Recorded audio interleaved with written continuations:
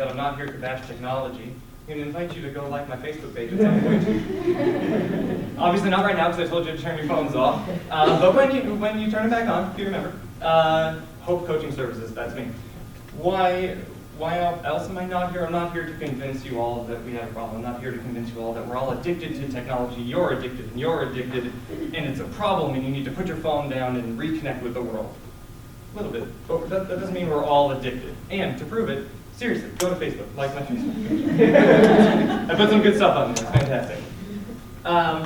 So what are we not going to talk about and what are we going to talk about? What we're not going to talk about is all the stuff that's already wrong with technology that we know about, right? There's cyberbullying, government tracking, whether you believe in it or not, online stalking, catfishing. They made an entire show about it, right? It happens. Identity theft. Those are all the stuff that is happening because of technology. We know it's happening. We don't really need to talk about that. We're going to talk about some more everyday stuff. I'm going to dispel a couple of myths first. We're going to explain where our reliance on technology came from, the effects of technology that's having on us personally and interpersonally, and hopefully by the time you walk out of here today, you're going to have some solutions for how to be able to do things a little bit differently and a little bit better. So unfortunately, to demonstrate the first myth in action, I need to break every PowerPoint presentation rule ever by staring directly at the screen and reading from it word for word. Really? No, thank you. For real, you get $1. I really do. You really get $1. This is a really good thing. Keep in mind, I have more dollars in my pocket. There you go. I'm not above bribery, people. Most of the time, when I do this, you guys, I mean, I like it, but for the most part, when I do this, by the time I turn around, I have to choose among 37 people who already have their hand up. Because, a couple of things. One, we read faster in our heads than somebody can speak out loud, right? So if I'm reading at the top, most people have already read down to the bottom. Some of you may have read down to the bottom and been like, ah, he's kidding, I'm not gonna raise my hand. I'm like, silly, that's a trick. I don't wanna do that. So what is the myth? The myth is multitasking. We're not good at it, and we're gonna talk about it some more, but we're not good at it as much as we think we are. And given the choice between listening to me and looking at this screen, we choose the screen. I don't know why, but we've gotten to that point as a society where if we're given the choice between a person and a screen, we choose the screen. Okay. Whenever you're ready to look up from your phone, I'm here for you. How many times do we have somebody sitting across from us staring at a phone and we're trying to get their attention? We're like, you have my attention. So now this is, admittedly, this is a PowerPoint presentation from the last talk that I gave, and I had more time during that talk. That's part of the technological difficulties. We couldn't get the new one to work today. Yay. But during that, I challenged somebody to come up here. And if we have time at the end, we'll still try to do it. But I had somebody come up and volunteer. They were given a short story. They had to read that short story at the same time that somebody else was reading a different short story to them. It was a straight memory recall, right? And it's a college-educated person who should have been doing really, really well with that, okay? Each story was about 20 seconds long. At the end of that, she had to recall the story that she read and the story that was told to her. How do you think she did? Terrible. Literally. So she read it out, and I scored it right there on stage. And she scored in the severely impaired category on both the one that she read and the one that was being read to her. Okay? How many times are we looking at our phone, looking at Facebook, looking at Twitter, reading something, somebody's talking to us, and they're like, you're not paying attention to me, and you're like, yes, I am. Well, you are, in a severely impaired way. Okay? How many times are they like, what's the last thing I said? And you can recall it, right? But what was the second to last thing that you said? We have no idea. Okay? When we have a screen in front of us, we cannot pay attention to other things and other people. We need to recognize that. So really, what are we doing? We're serial tasking. We can't actually do two of the same thing at the same time, but we can bounce back and forth. So I can pay a little bit of attention to what's in front of me, I can pay a little bit of attention to you, I can bounce back, and I can bounce forward, right? We're not actually doing two things at the same time. If we're going to attempt to do anything at the same time, they have to be different sensory inputs. So you can vacuum and have a conversation, right? You can vacuum and listen to music. How many people think they can text and drive? Yeah. So, myth number 2. nothing bad will ever happen to me, or sort of the flip side, I'm doing just fine. How I'm doing things right now is good enough, and nothing bad is going to happen to me because of it. Stick with me here. How many people brush their teeth at least once per week? Right, there's always that weird hesitation of like, did he really just say it? Yeah, once per week. Do you brush your teeth at least once per week? Keep your hand raised if you brush your hand, or brush your hand. Brush your teeth at least once per day. Okay, good. I don't have to back away from anybody. Twice per day, like morning and night. Okay, 3 times a day or more. There's always like one. I swear, every group I do this, there's always one. Okay, how many people are flossing their teeth 3 times per week? Or 3 times per day, I'm sorry. 3 times per day. Per day. And it's always the same guy. I swear it's always the same guy. Guy's got some oral hygiene for him. Twice per day. How many people are flossing twice per day?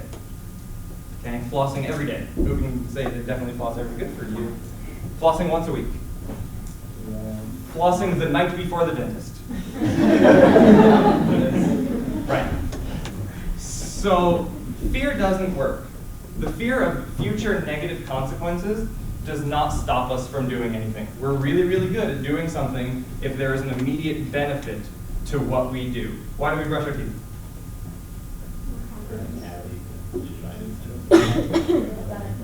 Thank you. That's why we brush. I mean, that's the dentist answer. But really, why do we brush our teeth? It's to make our breath better. It's that simple. And if we want better breath, we brush our teeth and we get better breath. We get an immediate reward for what we're doing. Why are we supposed to floss? To prevent gum disease and to prevent cavities and to prevent our teeth from falling out. But who's worried about their teeth falling out right now? You guys are mostly pretty young. Y'all younger than me, fantastic.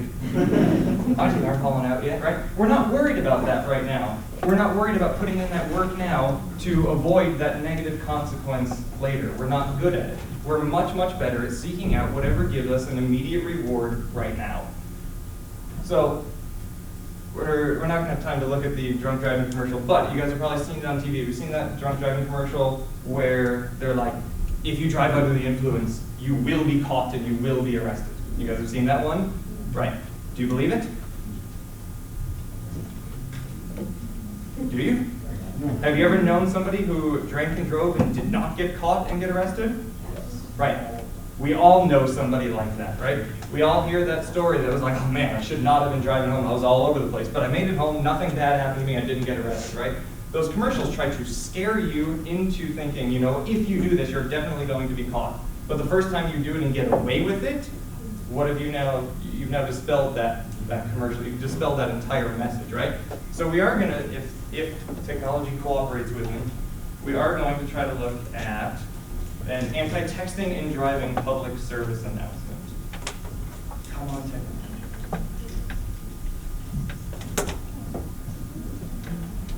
Internet Explorer isn't working, but Chrome will. Oh, all right.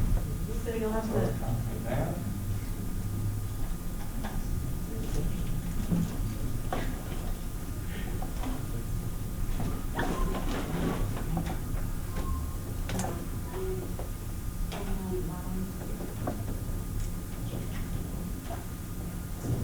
Because Chrome always works. Perfect.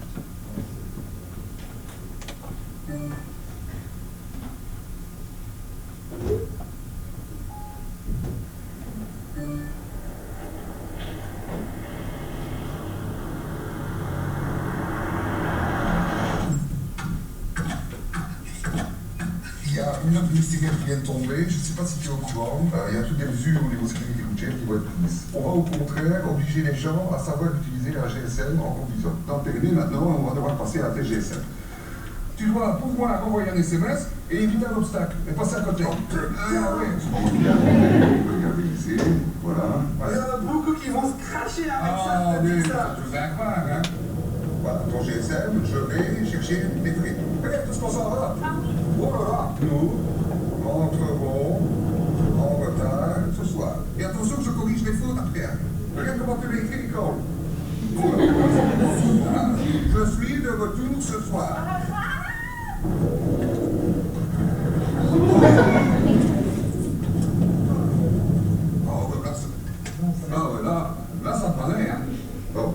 minutes, ça c'est un enfant. On va passer 400. Honnêtement, j'ai l'impression d'être un connard qui ne sait pas du tout conduire. Voilà. J'ai écrit n'importe quoi. Tu ne vas pas ton permis, ça va À cause de ça, Ouais. bah, c'est dangereux ce qu'ils m'ont fait. Si la loi passe, je roule plus. Non. Tu tournes, regarde ta gauche.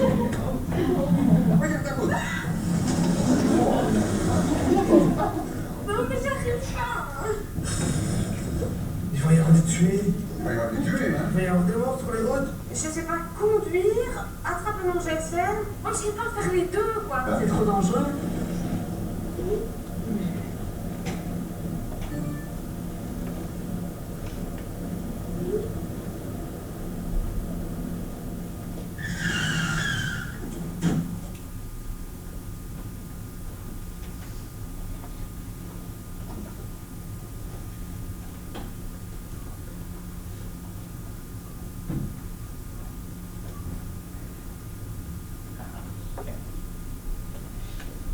Not geographically, but did you guys catch where they were?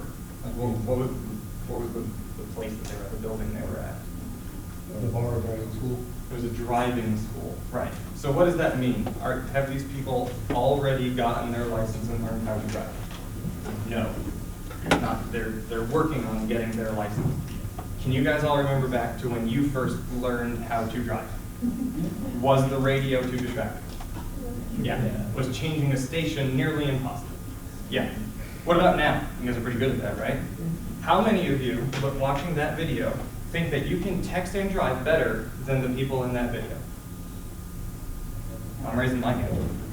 I guarantee you I can text and drive better than the people in that video. So congratulations, that public service announcement just convinced us that we can text and drive. They tried to scare us into thinking that we can't do things, or if we do something, we are guaranteed to have this catastrophic outcome. And that's simply not the case, okay? Does fear work ever? Yeah, when? And we're presented with the force of that. When it happens, and only when it happens, or when that thing that may happen is virtually guaranteed and virtually immediate, right? So I talk to sports teams a lot, right? And I'm like, how many times does your coach say, hey, if you don't start paying attention, we're gonna run, right? So that it's pretty much guaranteed and it's immediate. And they're like, yeah, sometimes that happens. And we're able to pull ourselves together and we're able to listen, to avoid that negative consequence that's immediate and guaranteed. When that negative consequence is not immediate and not guaranteed, because we think we can do it really, really well, we don't worry about it so much. So what can we do instead? Instead, we need to decide that we need to work towards something, and we're going to talk a little bit more about that. So how did we become so reliant? You guys have probably seen this before, right? We got a bunch of psychology folks up in here. Good. So, real simple, positive reinforcement, what does that mean? Increasing behavior by doing what? Rewarding it. That's simple. If we want somebody to do more of something, we're going to reward it when it happens. Now, there's negative reinforcement, there's punishment. A lot of people think punishment is really, really effective. It's not. Who's willing to admit that they've ever gotten a speeding ticket? I've gotten a speeding ticket. Those of you that have your hands raised, have you, since that speeding ticket, never driven over the speed limit again since? How many of you got caught by the flashing cameras not actually a cop? Okay. When you drive by that intersection, do you slow down now? Yeah. That intersection only, right? And then everywhere else, we keep going. Punishment does not really work. It doesn't. What is really, really effective is positive reinforcement in pretty much every area. So, you guys like the Big Bang Theory? Yes. Good. So I know it's going to do the same thing.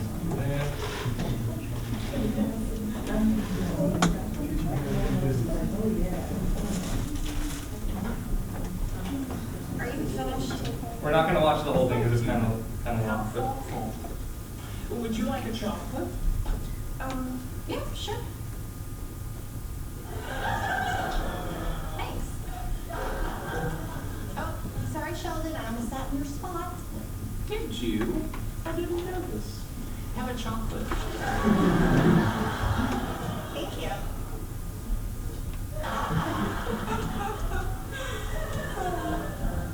You're here a lot now. Oh, am I talking too much? I'm sorry. Sit. Thank you. Chocolate? Yes, please.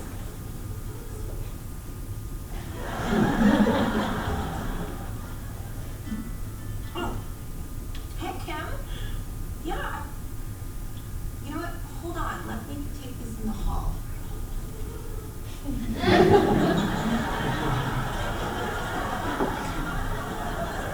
You'll never guess who they got to replace the toilet.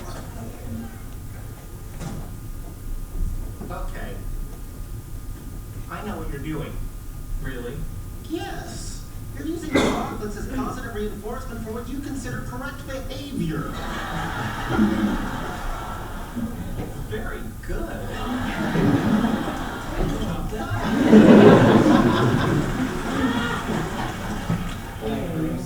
I was thinking we should probably turn into. Well, my new bed got delivered. Come over and put it together and you can stay at my place. Really? That's a lot of work and it's kind of late. Yeah, but if we stay there, we won't have to be quiet. Let's go. Interesting. Sex works even better than chocolate to modify behavior. I wonder if anyone else has stumbled onto that.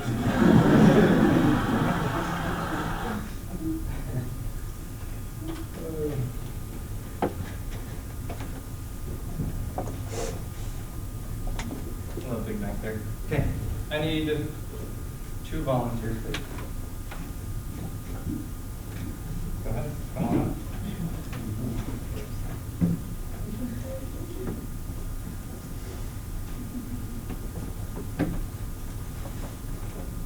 Yeah, not to freak you guys out too much, but I'll share why in a second, but I'm already potentially regretting my decision. Okay. I know, right? But, hey, try to size you up, because I gotta make sure that you do what I want you to do. Gotta figure out which one is actually gonna do that. All right, we're gonna, I have money, it's okay. Makes everything better. All right, you wanna go first? Fantastic.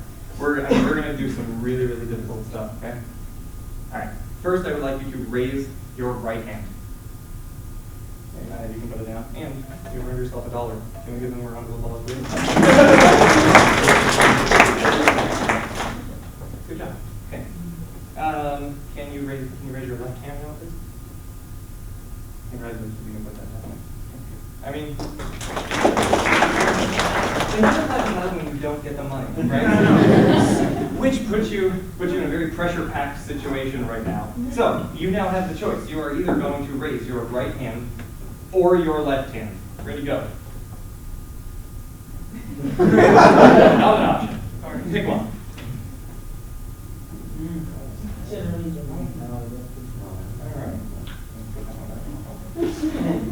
All right.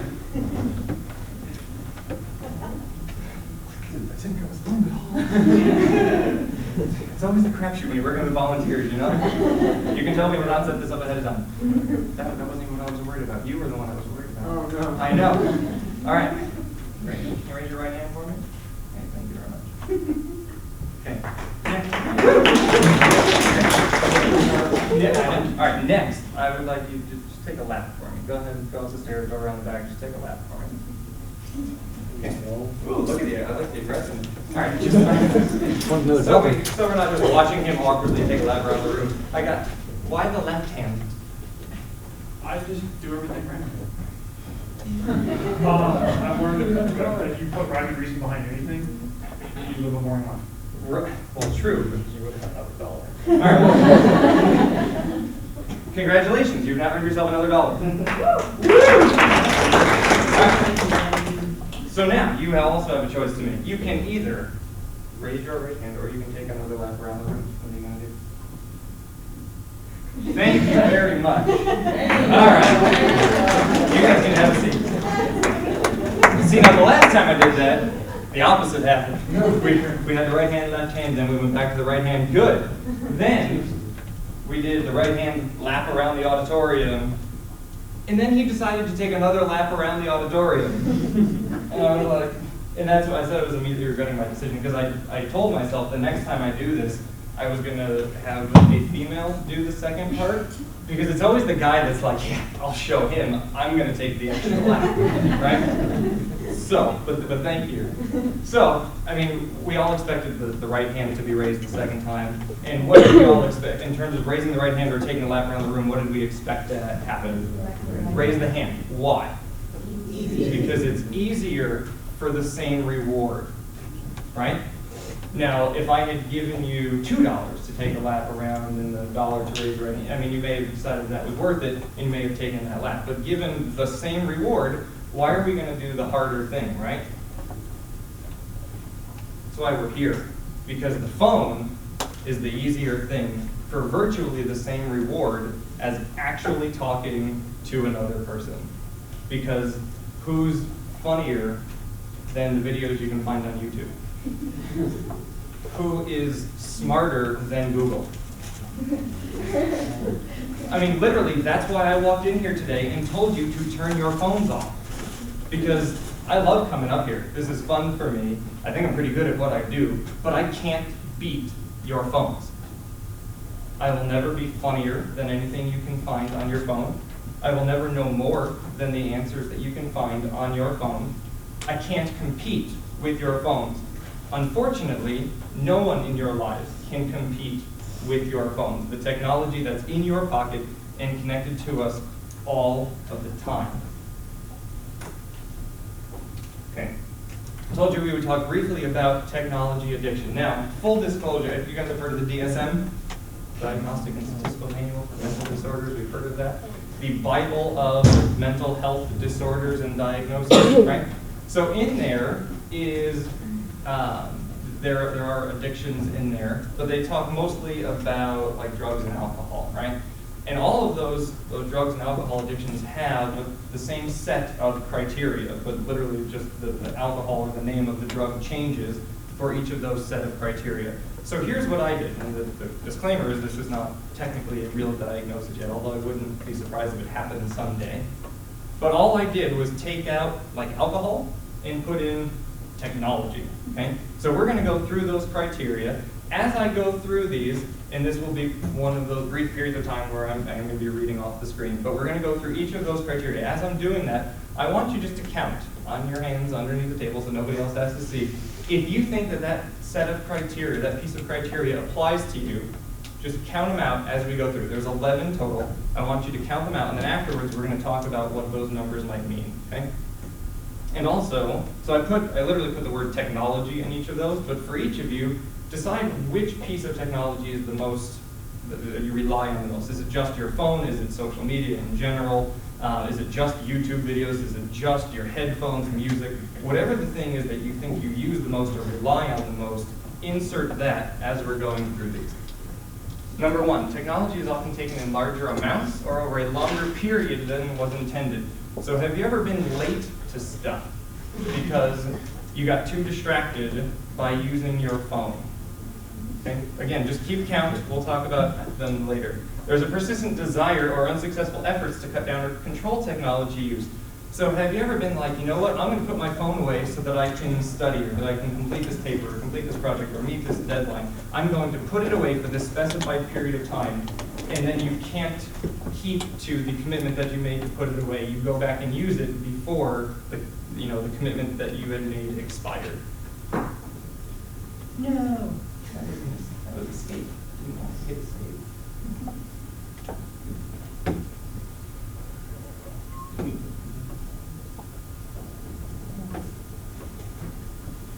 Cool. Number three, a great deal of time is spent in activities necessary to obtain technology, use technology, or recover from its effect. How much time have you spent trying to find a signal, find a charger, or locate a Wi-Fi hotspot? I cannot tell you how many times I have seen people in a panic, a sheer panic, running around asking, do you have an iPhone charger? I cannot imagine every time that has actually happened, it's been as much of an emergency as that person was making it out to be, right? But we see it happening. The thought of our phone dying and being without it makes us panic sometimes. Number 4, craving or strong desire or urge to use technology. So if you can't wait until that class or meeting or dinner or date or whatever it is over to pull out your phone, number 4 might be you. Number 5, recurrent technology use resulting in failure to fulfill major role obligations at work, school, or home. So now, are we missing deadlines due to our technology use, right? So we can't put it away to concentrate on whatever the thing is that we need to do, but now are we literally missing deadlines because of it? Number 6, continued technology use despite having persistent or recurrent social or interpersonal problems caused or exacerbated by the effects of technology. Have you ever had complaints from other people about how much you're on your phone, and instead of saying, okay, I'll put it away, you defend how much you're not really using it that much, there's not a problem, right? If we're continuing to do that despite complaints from other people, number 6 might be you. Number 7, important social, occupational, or recreational activities are given up or reduced because of technology use. Have you ever been like, I can't go out, my phone is about to die? Right? If we're afraid of like being without that technology, or if we're more focused on, you know what, I'm gonna have lunch by myself because then I get to do all of these things on my phone instead of actually sitting and talking to somebody who may not be quite as entertaining. If we're literally skipping other things because we would rather be with our phone, that's number 7. Number 8, recurrent technology use in situations where it is physically hazardous, texting and driving. Regardless of whether anything bad has ever happened to you while it's going on, it's physically hazardous, and we know that. Now, I'm right there with you. I text and drive. I'm literally up here telling you about how technology can be really bad for us, and I'm admitting that I text and drive. Why? Because I'm better at it than everybody else. I don't understand why nobody else knows that. And I can be driving down the 101, texting on my phone, and I look over at the person who's driving next to me, and they're texting on their phone, and I get really, really mad because they're not good at it, and they might hit me, right? But I'm better at it. I fully admit to number 8, not proud of it. Number 9, technology use is continued despite knowledge of having a persistent or recurrent physical or psychological problem that is likely to have been caused or exacerbated by technology use. That's a really long way of saying, do you scroll through your newsfeed on social media and you get jealous of how perfect everybody else's life looks, and you're like, why am I not that happy? Why don't I have this beautiful family photo of us on the beach? Why is my life not like that, but I'm going to continue to look at it anyway? I don't know why, but I feel terrible about myself. If you're laughing, number 9 might be. Number 10, tolerance is defined by either of the following. Basically, either a need for more or a diminished effect with the same amount. So, we need longer technology sessions or a need for faster internet. Every time that internet speed gets upgraded, it's fantastic, right? And then what happens after a short period of time? It's not fast enough anymore, and we need faster. I won't call her out specifically, you don't know her, but she was on a customer service call very recently saying, your internet's just not fast enough for me, right? Like, we need faster internet all of the time. Anybody remember dial-up? Right? Like, if I just wanted to read like a sports article, it was like, I could read like a line at a time. It was fantastic. Kids don't know how lucky you are. Number 11, withdrawal is defined by a physiological reaction to the absence of technology or the use of technology to avoid experiencing such effects. So, anxiety related to having to wait. If any of you felt an anxious response to me asking you to turn off your phone, or, and I'll never know it, but if you were actually unable, you're like, he's not going to know, I'm just going to put it on silent, I'm going to leave it on, right? We have this aversion to being without our technology, okay? So, hopefully you guys kept track in your head or on your fingers or whatever. If you said yes to 2 of these, and again, assuming that it was alcohol and those other criteria, if you said yes to 2, that is enough for a mild use disorder. So if it was alcohol, you could potentially be in treatment. Saying yes to 4 is a moderate addiction. Saying yes to 6 or more is a severe addiction, right? So if we're in that realm, or if we're 6 or higher, right? If this was a drug, and in many ways technology is a drug, we would be in treatment for it. We're going to skip that. Okay. What has technology done to us? It's affected us in 2 different categories. It's affected us sort of intrapersonally and interpersonally, right?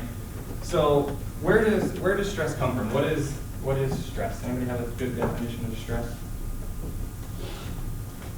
Go ahead, what do you got? The complex chemical imbalance that affects neural pathways in your brain. I mean, that sounded great. Where does stress come from? How does stress occur? Being overwhelmed by like a stimuli or... Right. I mean, seriously, that answer is really, really good.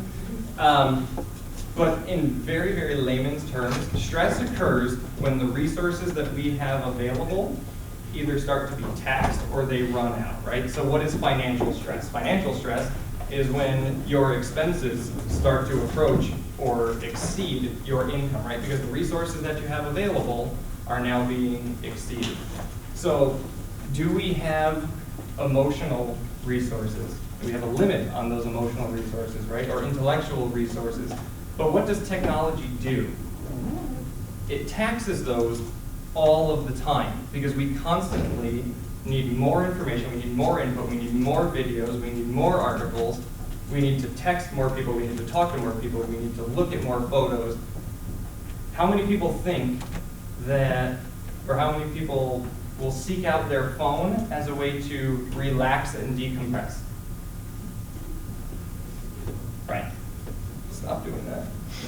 Please stop doing that because it doesn't actually work. All you're doing is continuing to tax the very things that you think you're trying to get a break from. It does not recharge you the way we think it does.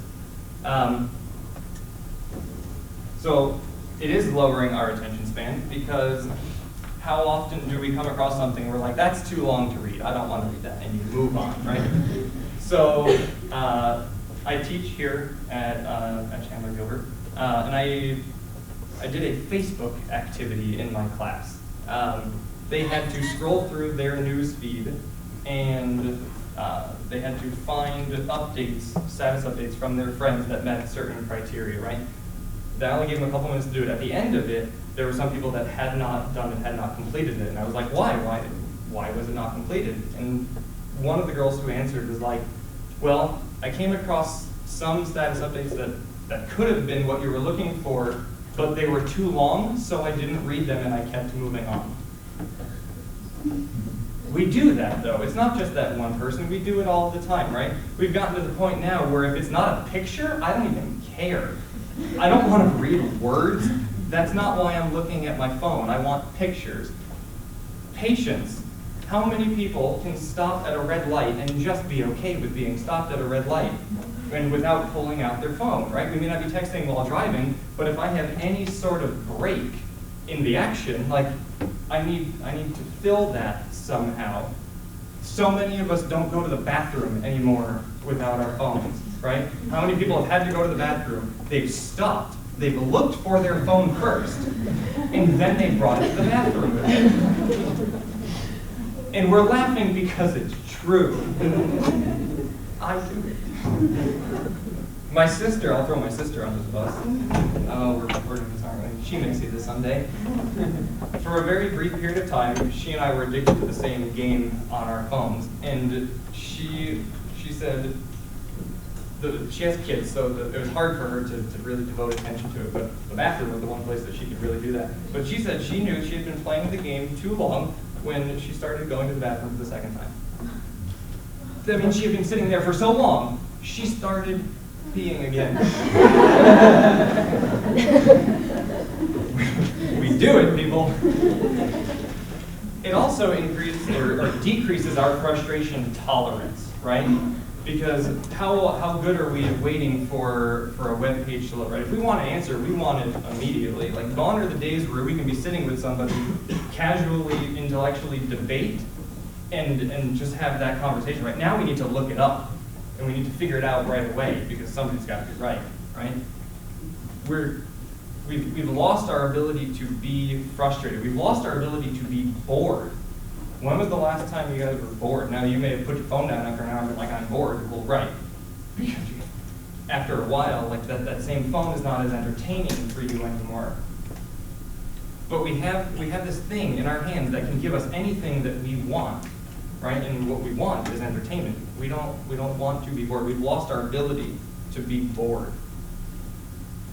There's also the phenomenon of missing out on the world around us, right? So people nowadays, if somebody's drowning, well, we're just going to take a picture of them. We're not actually going to save them, right? I saw a similar one that was like, if the Titanic sank today, and it was everybody bobbing in the water, holding up their phone, videotaping the Titanic sinking, right?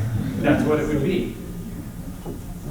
We're now viewing the world through our phones because we want to take a picture of it. We want to take a video of it, right? We're trying to capture it to remember it later, but we're missing out on it as it's happening. Trying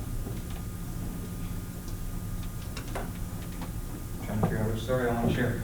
How many times, we go to restaurants, right? How many times do we see people on their phones instead of actually talking to each other, right? So I saw probably the saddest thing that I've ever seen. It was a couple of years ago, but it was a dad and daughter out to lunch. Daughter was probably, I don't remember now, but maybe 11, 12, 13, somewhere in that ballpark. They both had their phones out after they had ordered, waiting for food to come. Who do you think put their phone away first? The daughter. She put her phone away first, and then was patiently waiting for her dad to put his phone away also. Didn't happen. Then she started literally like poking at him, like, Dad, can you put your phone down? Didn't happen. Food came, then he put his phone down, and he ate. Now, I was trying not to be too rude to the people that I was with, so I was trying not to stare at them too much. I don't know what happened after that meal, right? But we're missing out on what is directly in front of us. Maslow, you guys have seen Maslow before? Right, so, basic principle, we have to have certain needs met before we can move on. My concern here is in the middle, because what comes before self-esteem? What is a prerequisite for self-esteem? Belonging. We have to be connected to others and have others' acceptance and invitation and approval before we can feel good about ourselves. Now, some people may say this is the true hierarchy because battery, Wi-Fi, and the internet is even more important than, air, food, and water.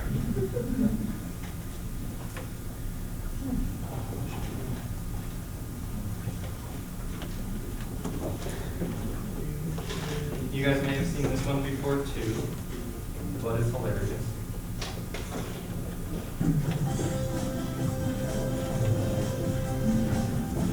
It's a randomly longer version, but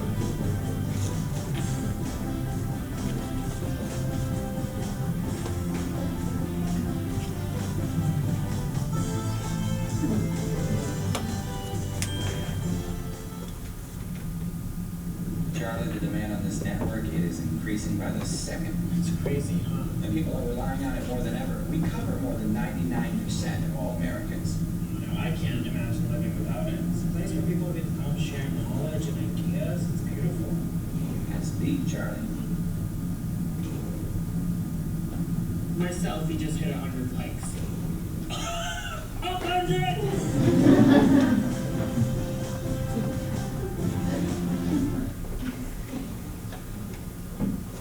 so why is that funny? Because it's true, right? So if we need to have other people's acceptance before we can feel good about ourselves, everybody knows what that is, right? Right? So now our self-esteem is quite literally based on a virtual thumbs up. That's how I know if I can feel good about myself or not. Sad.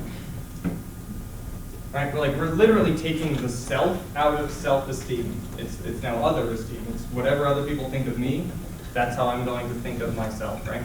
So when I talk to younger crowds than yourselves, I'm talking like junior high, high school kids, we talk about the whole self-image and selfie thing, right? Because we want to feel good. If I post a picture and 3 people like it, it's probably my sister, my dad, you know, and like one really good friend, right?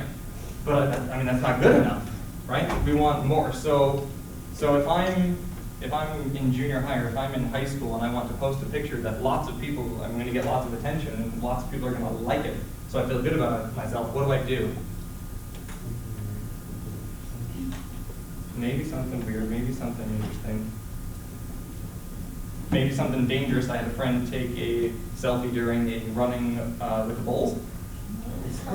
Not highly recommended. It was literally as he was tripping, he used the GoPro. It was as he was tripping and he got his face and like bull right overhead, right? Good for him. I don't want that shot, right? Most of us aren't going to go run with bulls. What do we do? What do especially younger folks than yourselves do?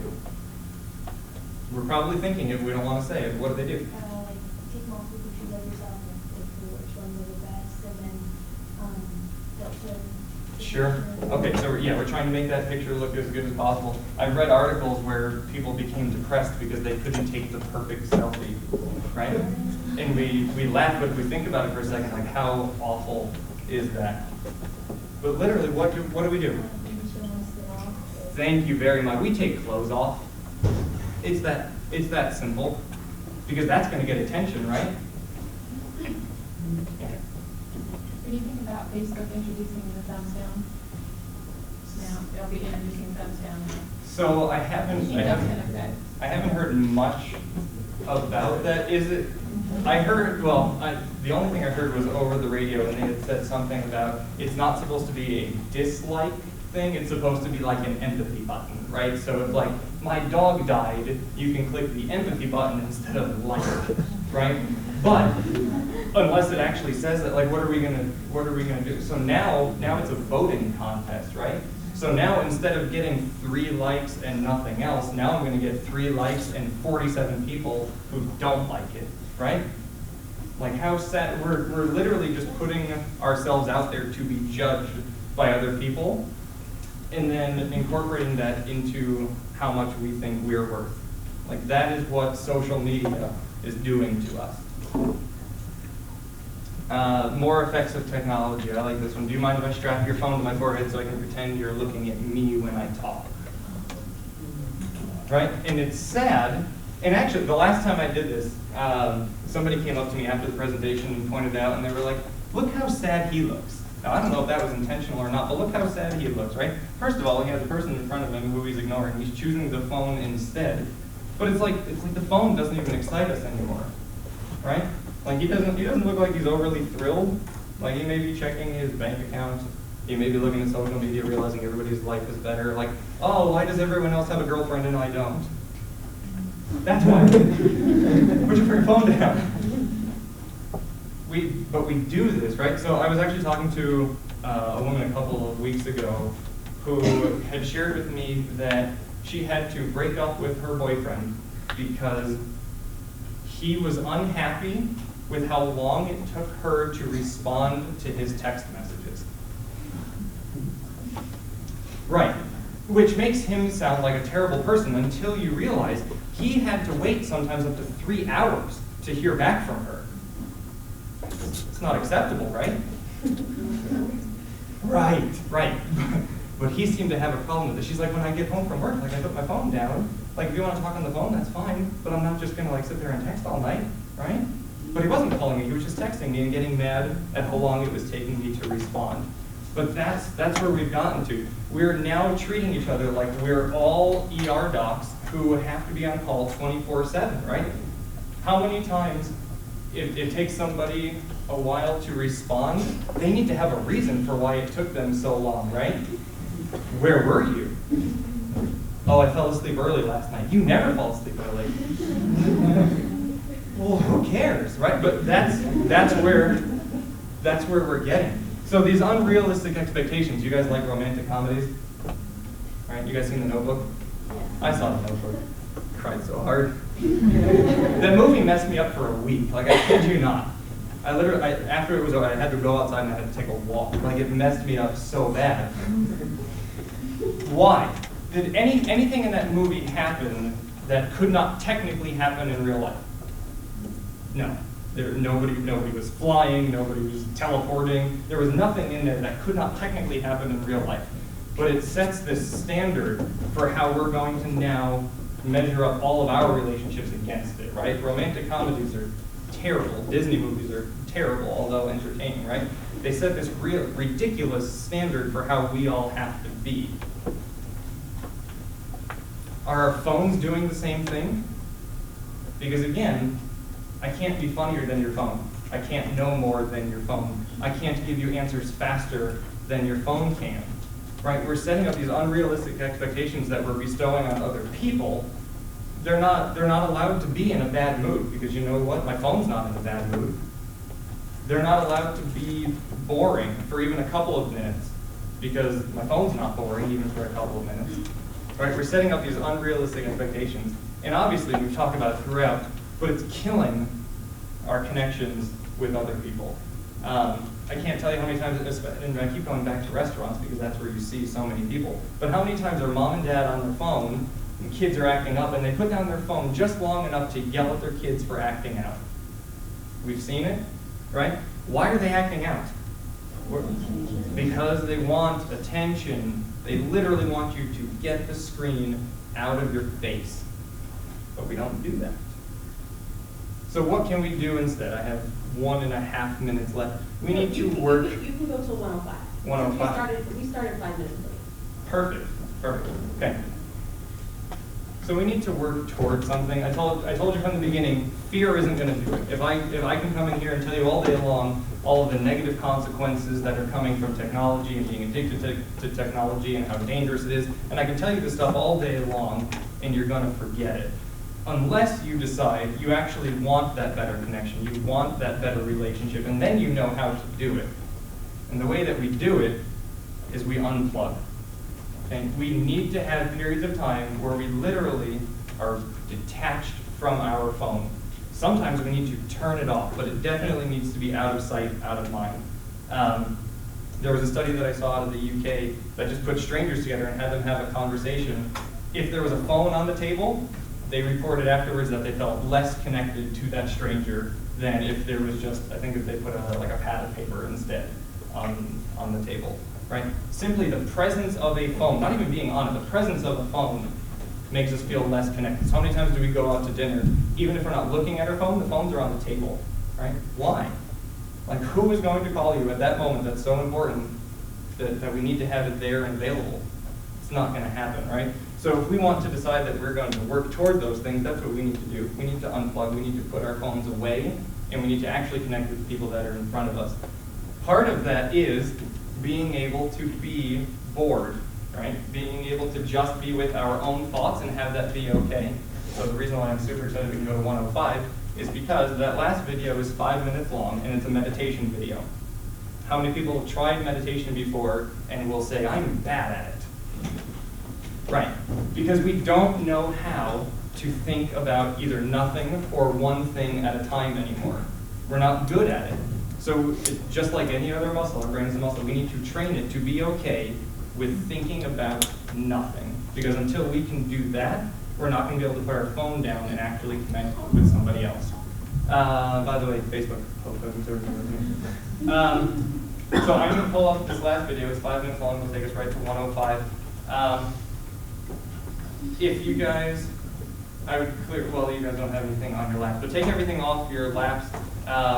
Just sort of sit there, close your eyes, follow along. If you find that it's hard, practice. If you find that it's not that hard, good, keep doing it more. But it's 5 minutes, and I think it'll give you an idea of how hard it is for us to be bored and to not be with that constant stimulation. Let me thank you guys in advance for being a good audience, and let me pull this up for you guys.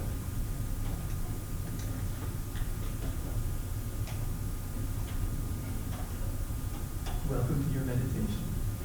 I'm Dr. Robert Garrett.